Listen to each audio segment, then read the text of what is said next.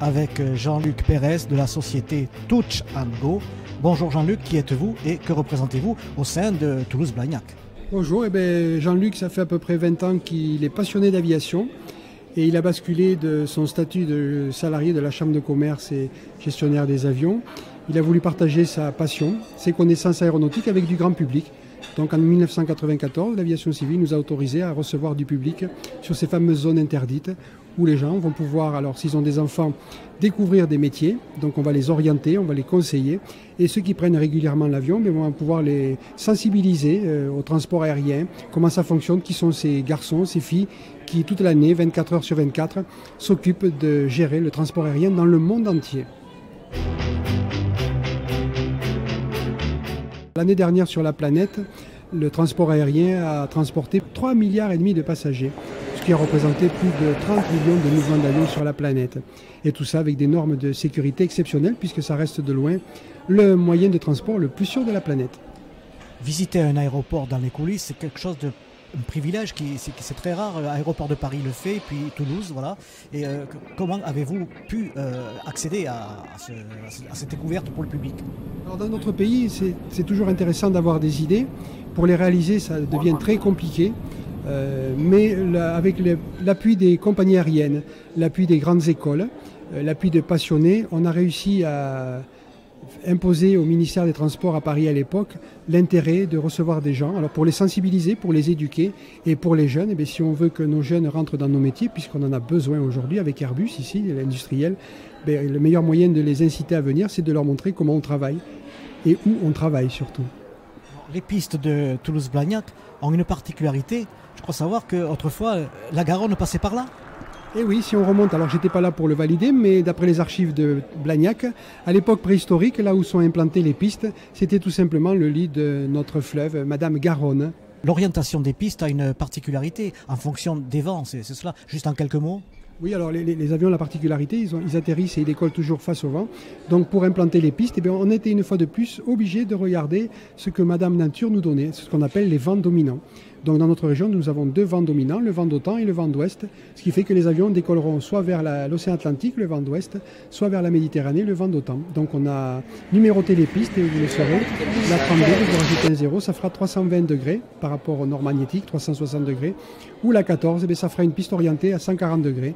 Par rapport au nord magnétique 360, vous avez l'orientation de la piste, tout simplement. Alors chaque fois, ces pistes voient le privilège et l'honneur pour notre pays de voir décoller un Concorde, puis ensuite un Airbus A340, un A380 et maintenant le A350. Mais ça ne s'arrêtera donc jamais?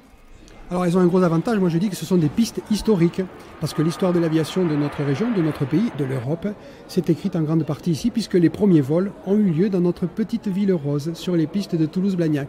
Alors ça ne s'arrêtera jamais, on le souhaite, mais comme je ne lis pas dans les cartes et je ne suis pas dans les instances politiques et dirigeantes ou industrielles, je l'espère que ça continuera encore longtemps. Alors c'est très simple, on est rentré à l'heure moderne.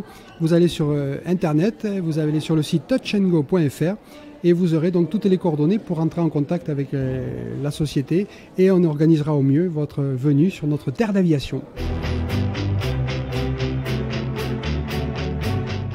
Oui, alors on s'est spécialisé depuis quelques années dans l'événementiel, puisque les gens aiment l'aviation. Alors en 1996, on a lancé les premiers baptêmes de l'air en Concorde. Ça a ravi la France entière, ça a donné même des idées à Air France, à British qui ont repris l'idée après. Et puis comme on a des hangars où on a beaucoup de place pour garer des avions, on redécore les hangars, on reçoit des grandes sociétés qui lancent de nouveaux produits, les parfums, les bijoutiers, les automobiles. Et on fait des dîners de gala au milieu d'avions prestigieux dans un cadre très aéronautique puisque c'est la carte postale de ma ville, Toulouse et les avions. Tout ça se passe à Toulouse, il faut bien le dire. Là où il y a, alors, souvent à Toulouse, mais là où il y a des avions et de la place pour recevoir, on peut organiser partout en Europe. Mais la terre d'aviation, c'est quand même Toulouse, donc les gens ont envie de venir dans le berceau de l'aviation, Toulouse. On peut faire la même chose à Nice ou à Paris, mais ça n'a pas la même saveur puisque la terre d'aviation, Clément Ader, Jean Mermoz, Syntex, Didier Dora, Concorde, Turca, etc., c'est ici.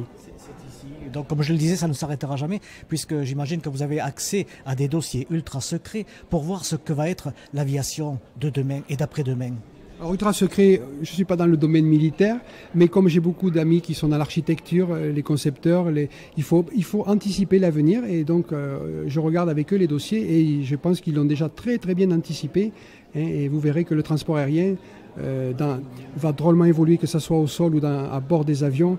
La révolution n'est pas terminée et l'avion est bien là et sera encore là pour longtemps. Donc attendons et soyons surpris.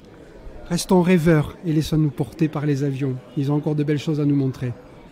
Avion, appareil, volant, imitant l'oiseau naturel, c'est M. Clément Ader qui a donné naissance à cette machine volante motorisée avec son premier vol en 1890 et s'est inspiré de la racine latine du mot oiseau, avis. Je suis un aviateur, je travaille dans l'aviation, je suis un avionneur, je ferai l'avitaillement de mon avion grâce à l'avitailleur. Et s'il y a des oiseaux sur la piste, j'appellerai le service qui fait la lutte aviaire. Et comme dans mon avion il y a beaucoup d'électronique, j'ai besoin tout simplement d'installer de l'avionique.